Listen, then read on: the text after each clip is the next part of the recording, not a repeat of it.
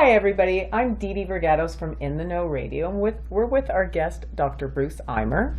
Dr. Bruce Eimer has been practicing as a licensed clinical psychologist in Pennsylvania and New Jersey since 1986. He is a board-certified diplomate with the American Board of Professional Psychology and Cognitive Behavioral Psychology, a forensic psychologist, having served as an expert witness in numerous civil and criminal litigation proceedings, and is a lifetime member of the American Psychological Association. Dr. Eimer is also practicing hypnotherapist, and his credentials include being a fellow with the American Society of Clinical Hypnotists, a certified master hypnotherapy instructor, as well as having a diplomate in pain management. Bruce is also an accomplished author of multiple hypnosis texts, including Pain Management, Psychotherapy, Brief Cognitive Hypnosis, and Ideomotor Signaling for Rapid Hypnoanalysis, written extensively about how hypnosis and suggestion-based techniques can be used for pain management, smoking cessation, and weight control. And finally, he has a great book for anybody out there who wants to deal with pain, Hypnotize Yourself Out of Pain Now. So, in 2010, Dr. Eimer was awarded with the William Kroger Award for Best Paper on Hypnosis, Health, and Behavioral Medicine, bestowed by the American Society of Clinical Hypnosis. Bruce, what a great resume. Can you tell us a little bit about how you first got involved in hypnosis? Sure. Well, it goes back a long ways. I was always interested in psychology, and I studied Transcendental Meditation, or TM, back in college in the 70s, and found meditation to be an interesting concept, but it didn't work for me. So I stopped doing it. It gave me a headache, literally. It gave a lot of people headaches, as I found out afterwards, trying to concentrate, because it actually goes against the grain to sit and try to repeat this mantra over and over again without trying. It's supposed to be effortless, but somehow or other the concept or the idea just kind of like bypassed me. I wasn't able to get it. So when I injured my back in 1983 doing martial arts, I was laid up for about a month, and they wanted to do surgery on me, they being the orthopedic surgeons at graduate school that I went to. I was in graduate school at a medical college called Heightened Medical College, which no longer exists. Now it's Drexel University in Philadelphia. And they actually had me lying in bed for a week on my back. They had some very antiquated methods of treating pain in those days. It was either you just lied and rested in a supine position, or you got surgery. And neither of them appealed to me. So I started looking for alternatives, and I found some interesting literature on cognitive behavior therapy, or CBT, for pain management. So I read this book by Dennis Turk and colleagues, who is a real pioneer in the field of psychology of pain management, and it made a lot of sense to me. It made a lot of sense to me also because I had trained with several of the founding fathers of the cognitive behavioral therapies, namely Albert Ellis and also Arnold Lazarus and Aaron Beck's protege, Art Freeman, in Philadelphia at the University of Pennsylvania. So I began to write about it because I was invited to write a chapter by one of my supervisors, Art Freeman, in a book he was editing on cognitive therapy for pain management. And it made a lot of sense, but the thing about it was it lacked emotion. In other words, cognitive therapy is very left brain, very logical. Right. And it doesn't really do a good enough job of addressing the emotional component of most psychosomatic conditions, which tend to perpetuate them, if not originate them. So I began to explore hypnosis because hypnosis has been an age-old treatment that goes back thousands of years for all types of illnesses and pain, going back to the Egyptian sleep temples. And it's a drug-free alternative, which doesn't mean that people that go for hypnosis aren't also taking medication. But it seemed to provide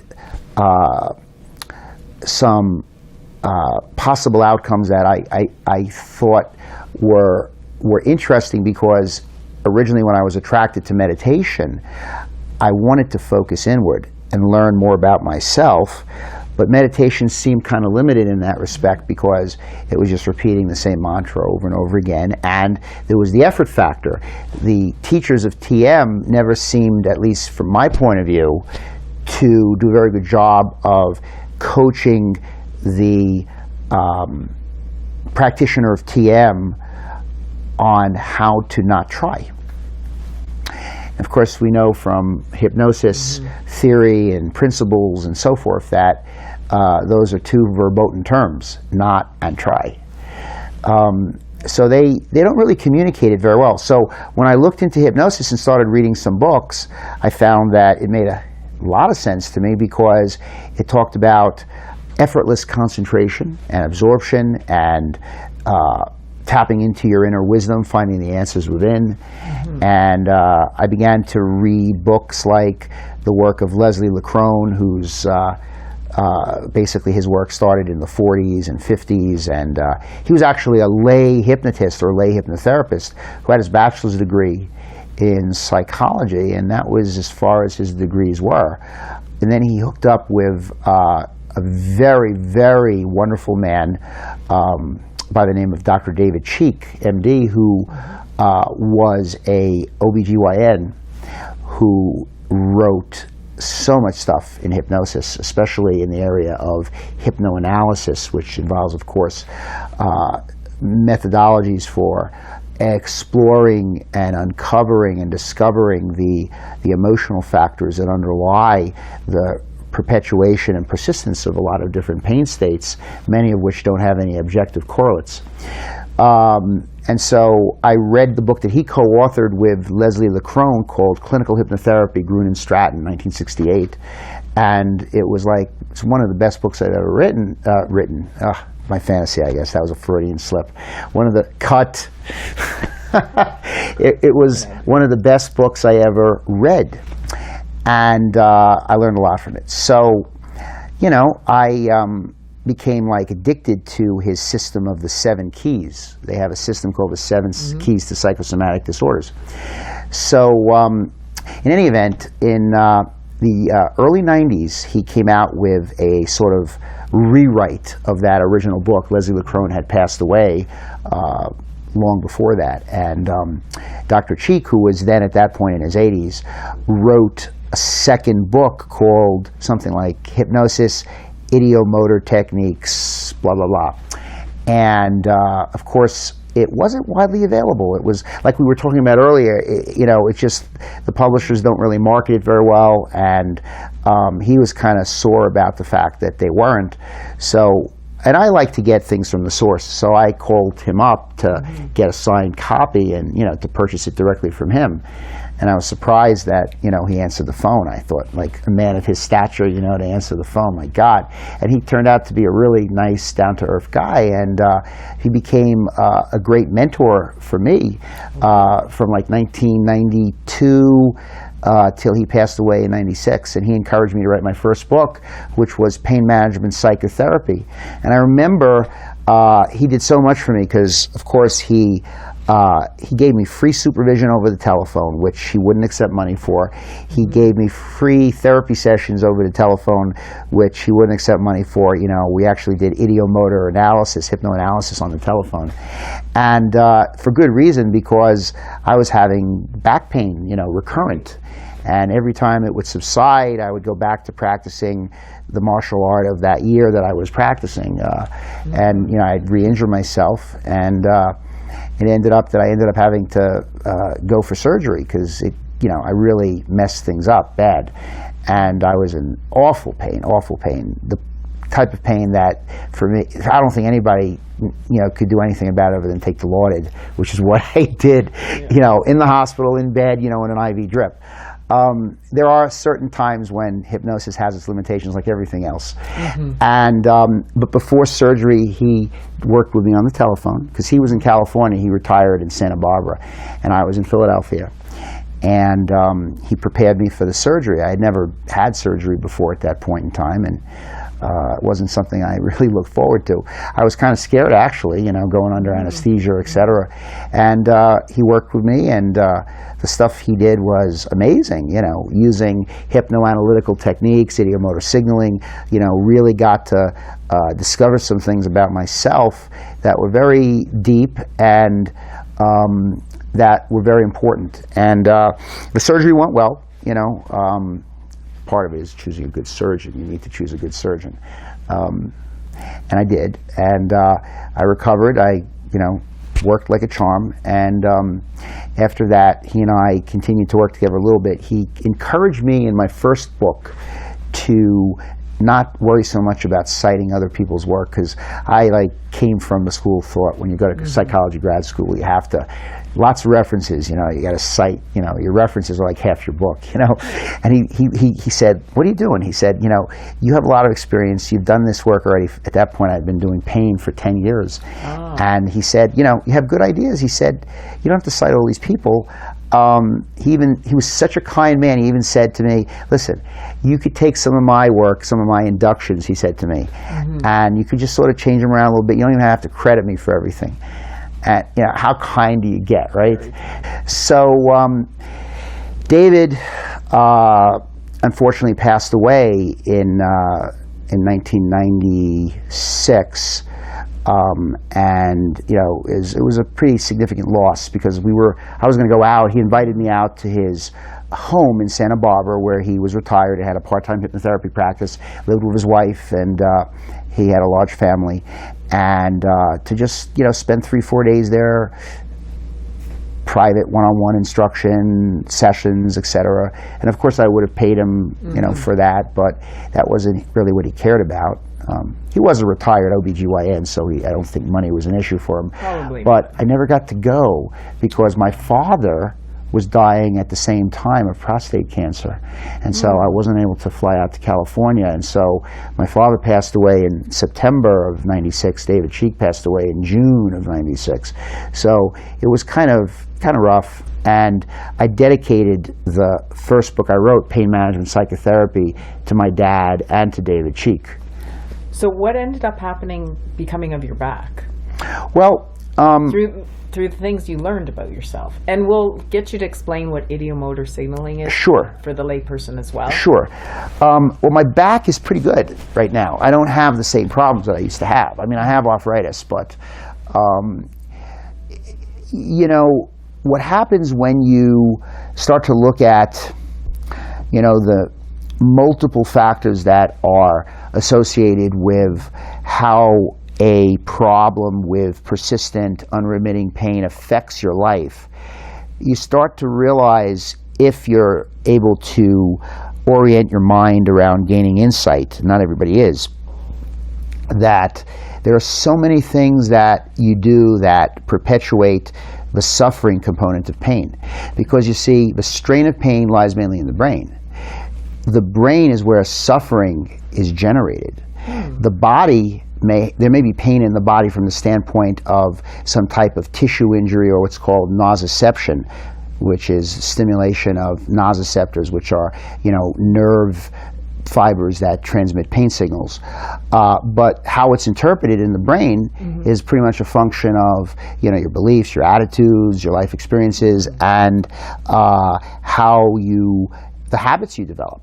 Okay, and especially for people that tend to be psychologically oriented, which I've been accused of, I discovered a lot about myself that was really perpetuating more of a pain-prone lifestyle, and I started to learn how to make changes, not because I was told by anybody how to do it, but more because I discovered through hypnoanalysis what types of personality traits I have that were causing me to repeatedly do things that cause me pain, cause me emotional pain and physical pain. Yeah. A lot of times physical pain is a screen for underlying anger or depression, and the body sort of protects the person from having to deal with very, very uncomfortable emotions, especially depression, and in many cases anger. When somebody's holds in a lot of anger, it can be explosive. And if you have pain, then if you're dealing with your pain and trying to say, well, I got to deal with my pain, I got to take medicine for my pain, I got to rest because of my pain, it kind of keeps you contained. You can avoid everything. Exactly. Yeah. So when you start to look at some of the underlying factors like anger, depression, in many cases fear, because the truth is that depression's the worst, because we're all afraid of becoming really depressed, because at that point, you're basically, the pilot lights are out. But fear is not something that most people also really want to experience or even admit to, especially males in our society. To be a scaredy cat, to be afraid. It's sort of more okay to be angry. You see, so a lot of times anger is a screen for that. But pain is a screen for anger, because if you turn the anger inward and now you beat yourself up unconsciously, which is, all this stuff is unconscious, then it just exacerbates any type of underlying, problem that you probably wouldn't notice as being painful physically if you didn't have the emotional components that keep fueling the fires. So how is it that you work with one then? If, for example, there could be physical pain due to a car injury, right, or the kind that you're talking about, that's chronic physical pain, maybe chronic back tension or something like that. Right. So would you handle those two different things differently? Well, first of all, it's a good question. Yeah. We treat the patient or the client or the person, not the disease. So every condition, whether it's an injury from a car accident or some type of physical trauma, an assault, or whether it's somebody, let's say, injures themselves lifting something, or they just have certain spinal problems, spinal abnormalities, or degenerative disc disease, scoliosis, narrowing of the foramina, which are the little holes in the vertebrae through which the nerves traverse. Any of those conditions, there's so many, can cause pain or not. And there have been studies that have shown that there's really very little correlation between the amount of spinal pathology that a person has and the amount of pain and impairment and disability that they complain about.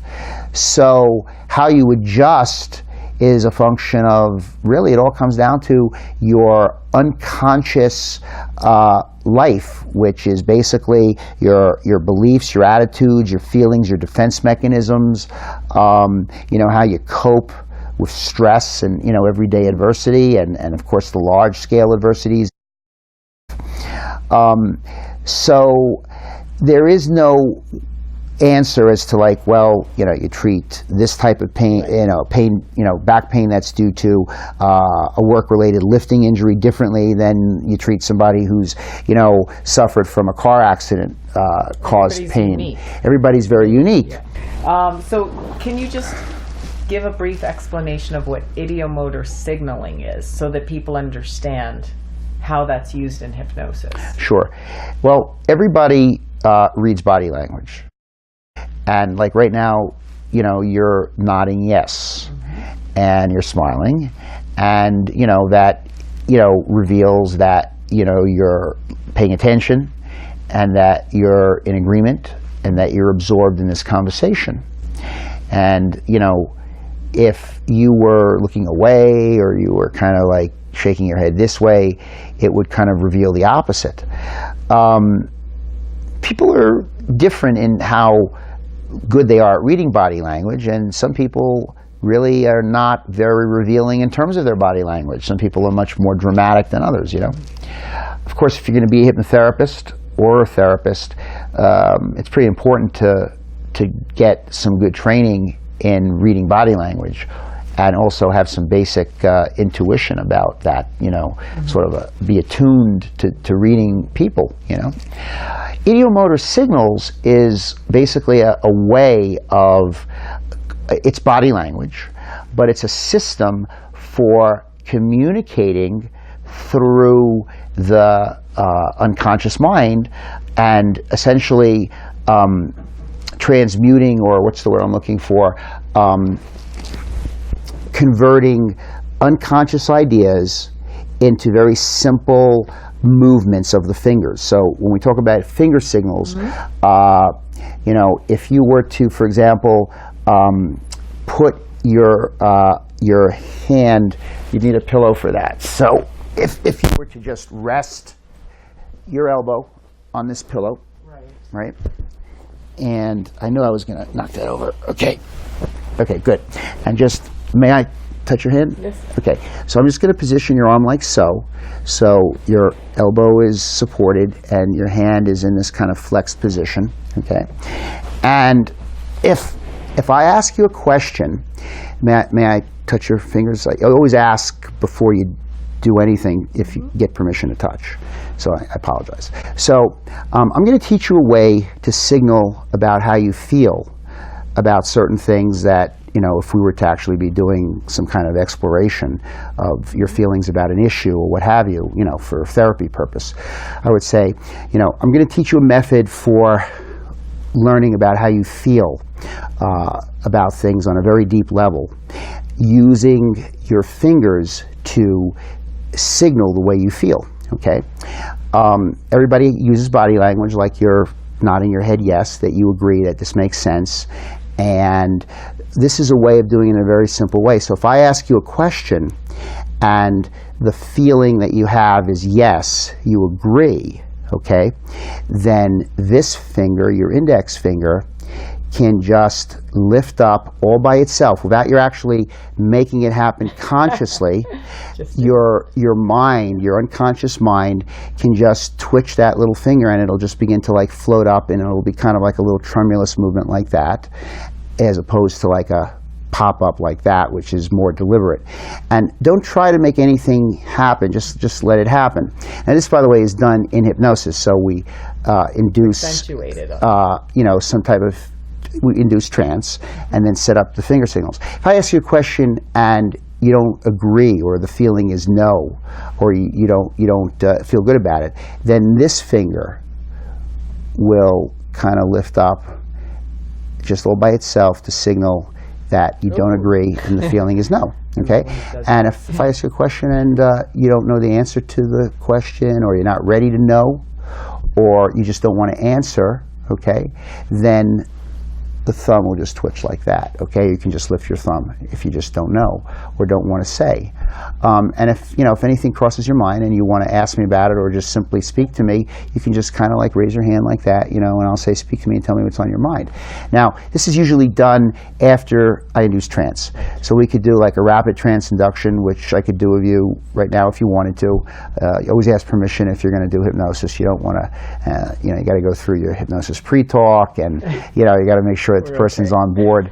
And good demonstration. You know, and then of course, you know, you launch into this. And the nice thing about it is that if you just don't try, if you just let it happen, and you even can be in a very light state of hypnosis, or even in not even, we could do this without hypnosis completely, because you become entranced by just allowing your unconscious, basically, when I say unconscious, I'm talking about your deepest, heartfelt, truest feelings.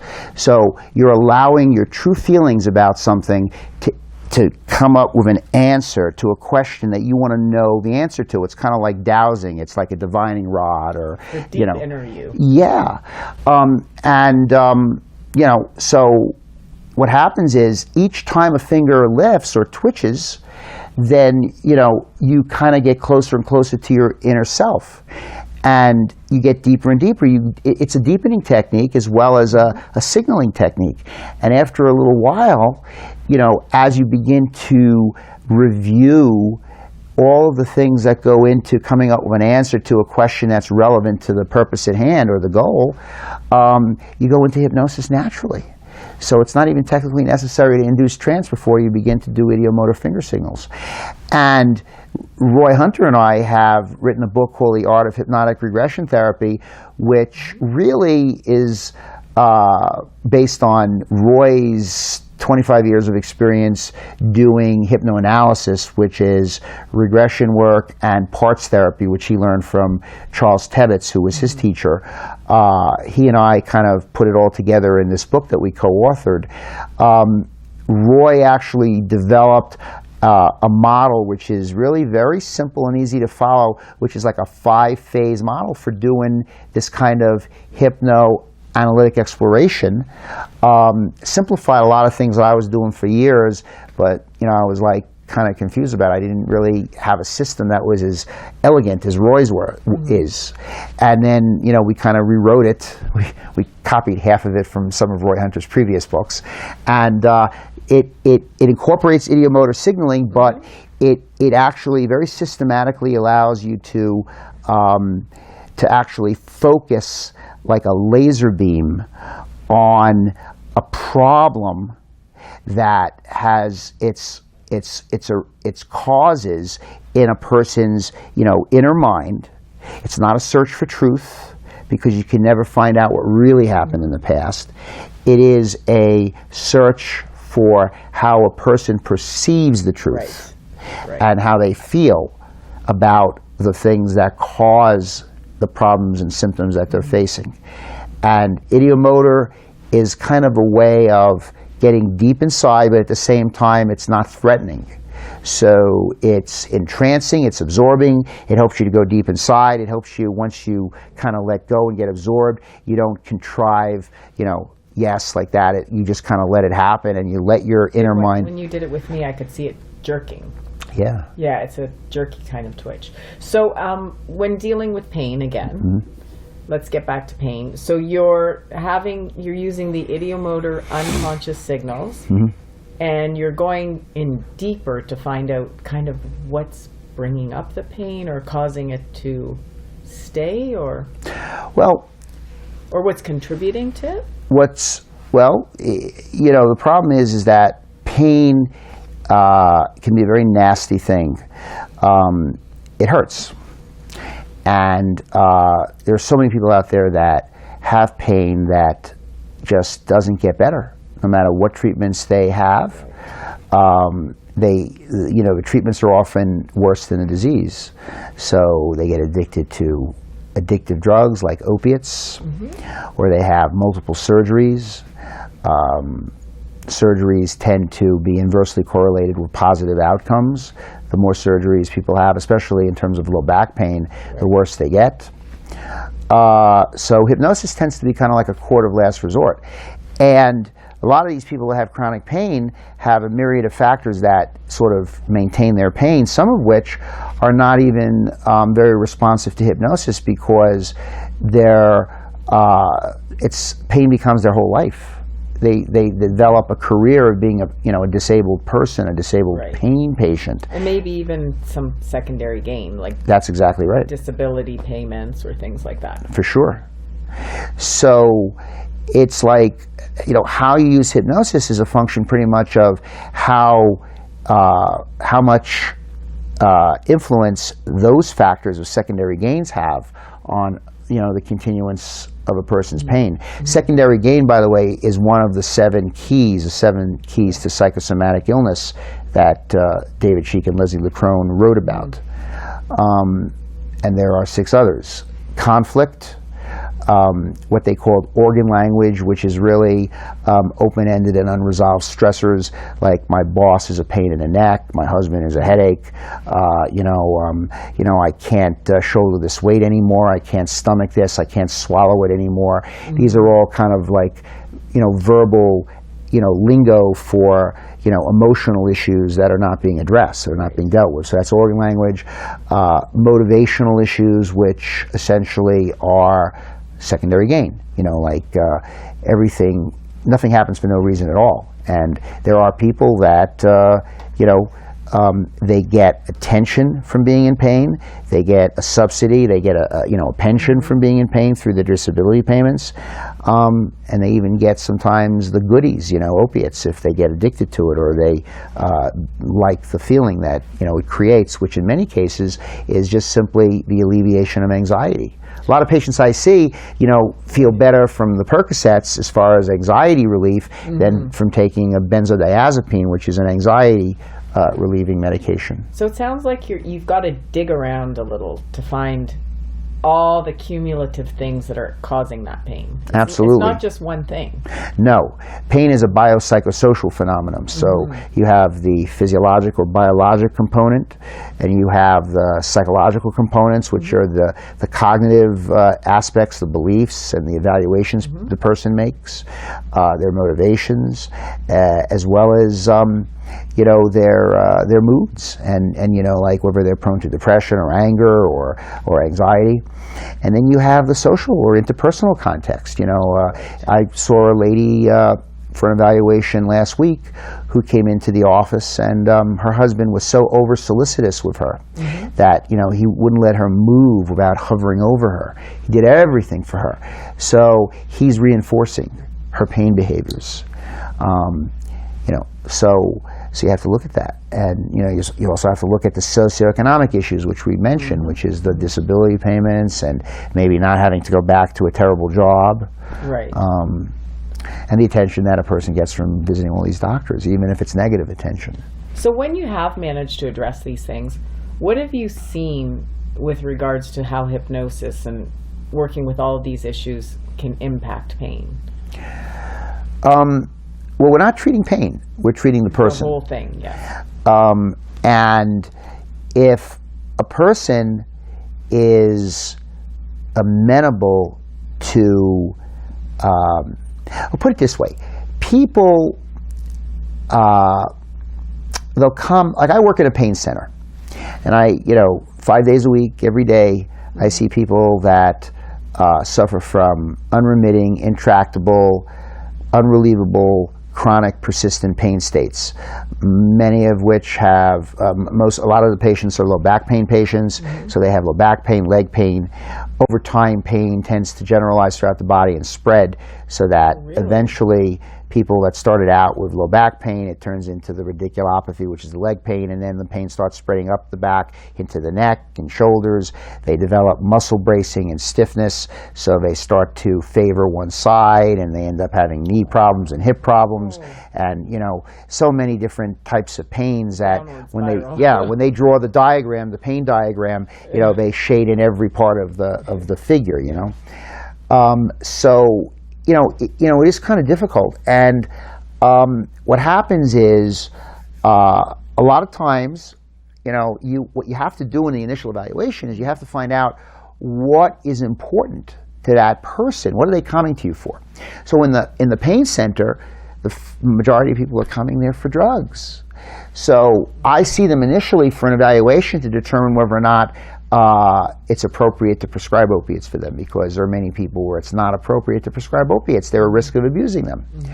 Or their particular pain condition based on the etiology of it, or the lack of an etiology, reveals that opiates is just the thing not to prescribe, So as a psychologist, I look at, from a psychological lens, what factors are maintaining their pain and what types of treatments are going to be appropriate for that individual, because ultimately every doctor, every hypnotherapist, every psychologist is treating a person, not the condition. Right. So I do that evaluation, and then if somebody is psychologically motivated and is interested in working and getting some counseling to improve their coping skills, or because they're in so much distress that they just can't stand the anxiety, the depression, or their anger outbursts anymore, then sometimes they'll agree to work with me therapeutically. And my explanation basically revolves around the whole idea that the strain of pain lies mainly in the brain. And when you're suffering and suffering, and you're not finding solutions to your problems, and you're constantly in distress, and you're constantly in fight or flight mode, the body gets worn down. Sure. And the body begins to cry out in pain. We all have organ systems that are vulnerable, that are weaker. Some people have stronger backs than others, and so forth. So the weakest link tends to be that link which tends to collapse first. And if a person is just not taking good care of themselves, then they tend to have physical symptoms. The medical doctors can only do so much with the physical symptoms, because we already know that pretty much, except for very narrow indications, back surgery is not a good thing. And in the majority of cases that I've seen, people who've had neck surgery or cervical fusions don't do very well either. Opiates are not a good thing on a long-term basis, despite their proponents. And I've already record of saying it because I've already done that, because opiates, when you develop a dependency physically on opiates, it tends to shut down the body's internal factories for producing the internal opioid-type chemicals or neurotransmitters that the body naturally produces, which are endorphins and enkephalins, which tend to be associated with pleasure states, tend to be associated with going to the gym. No, these people don't feel pleasure. And so they become even totally dependent on those opiates, and it doesn't give them pleasure. And exactly right. Pleasure is the opposite of pain. That's not good. And depression. It's a vicious cycle to get It's on. terrible, hard. So you're also a forensic psychologist. Yes. So what exactly does that mean? Well, forensic is basically the marriage of medical and legal.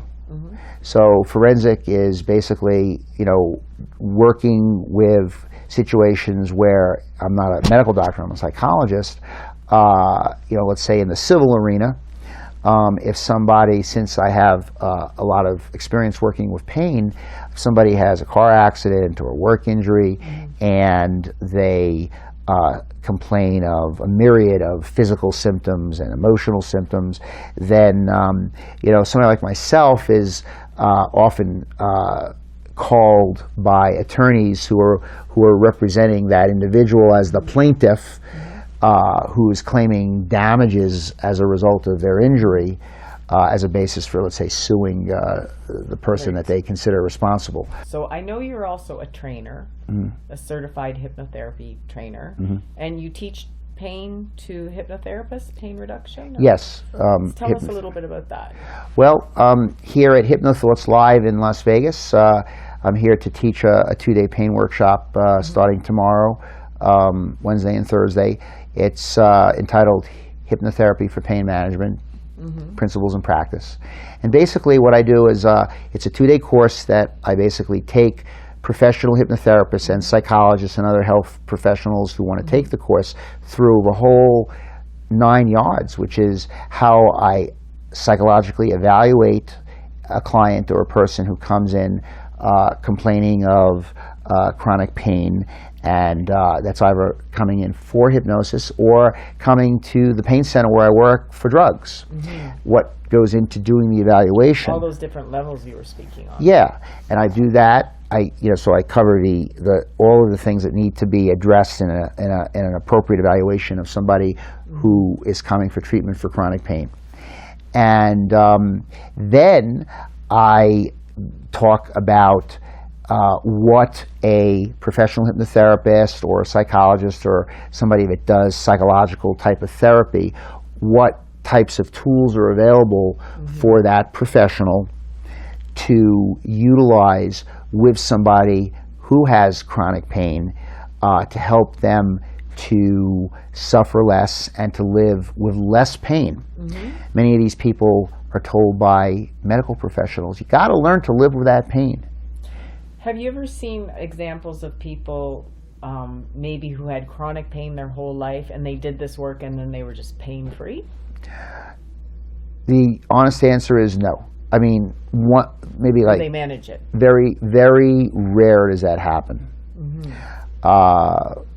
I've had a lot of successes with people in helping them to be able to live with less pain and to reclaim a life out of the shambles of a life that, basically disintegrated because they were totally preoccupied with their pain.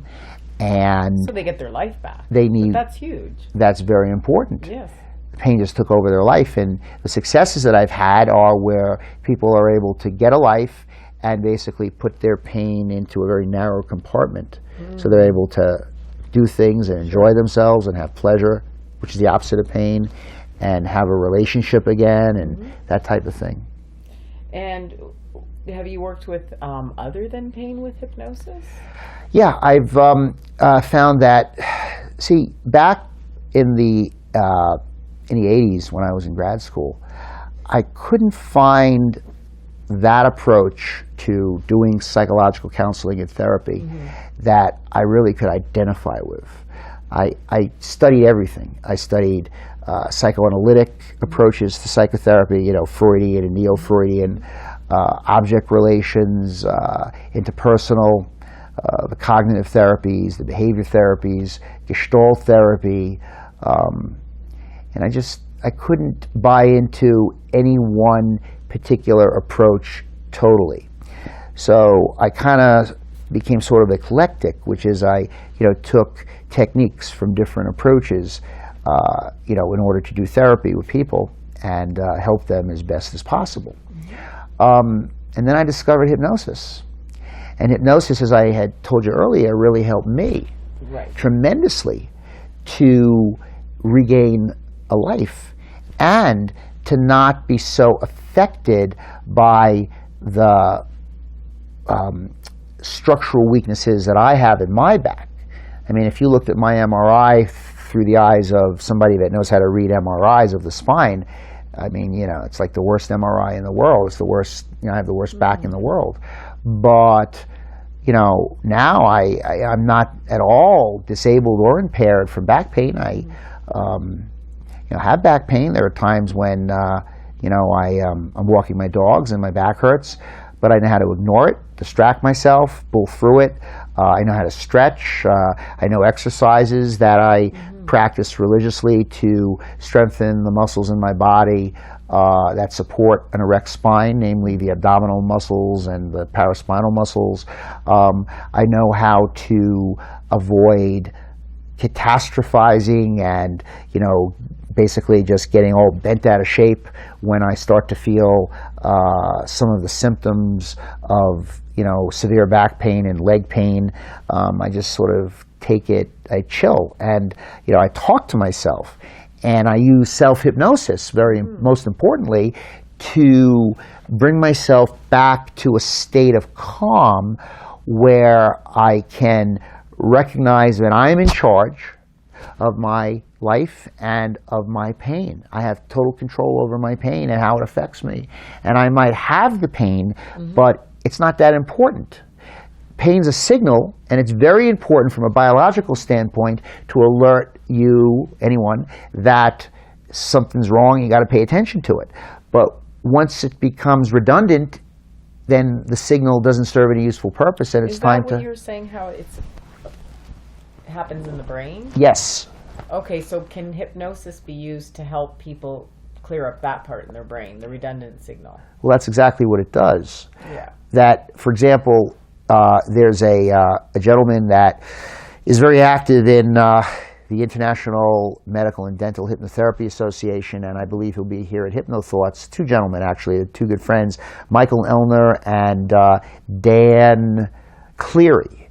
And Dan suffers from a very severe injury that he sustained to one of his arms years ago that caused him to go on disability and had a lot of grief.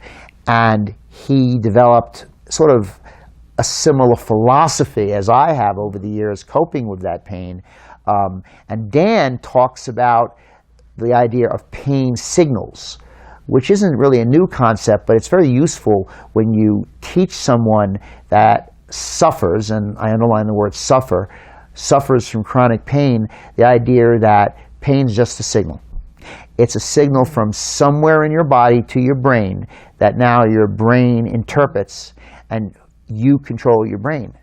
So you have a choice as to how you deal with and how you interpret that signal. So retraining the brain. Exactly. That's why the title of my upcoming self-help book is Taming Pain Using Your Brain. And it's all about getting realistic. The subtitle is Getting Realistic Pain Relief with Self-Hypnosis. So when I do self-hypnosis on myself, and the way that I teach clients to do self-hypnosis is I, for example, will sit quietly and use my favorite self-hypnosis induction, okay, which varies. I have a whole lot of different ones that I like. And I'll go into a state of focused absorption. I'll become relaxed. You know, any kind of excess, unnecessary, extraneous movement sort of just disappears. And I begin to I usually then just go to deepen the state to, you know, my laughing place, you know, which can be one of like 3 places that I like to go to in my mind and in reality. And once I'm really, really deep and really, really calm, which in and of itself is healing, you know, that type of deep relaxation, I will circulate in my mind several suggestions which I've pre-selected before I've gone into self-hypnosis, so I don't have to think of them while I'm in self-hypnosis and bring myself up and out. So before I actually even go into self-hypnosis, I'll write down like 3 suggestions on a card. And I'll read them to myself maybe like 5 times each, no more than 3. Usually 2 is even better than 3 because you don't want to have too many. And I'll just forget about them. Then I'll put the card down and then I'll just go into self-hypnosis, you know. You know, I might just take a deep breath, and sleep is very important too, as we talked about earlier.